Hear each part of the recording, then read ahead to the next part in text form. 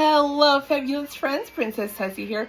So I went to Dairy Queen in Valley, Alabama, and I got the mint Oreo Blizzard. And let's have a little taste because it's St. Patrick's Day month, which is March 1st. So we're going to try this. So let's have a taste.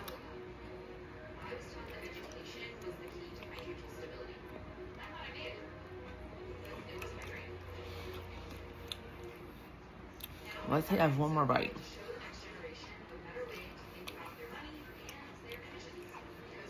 Interesting.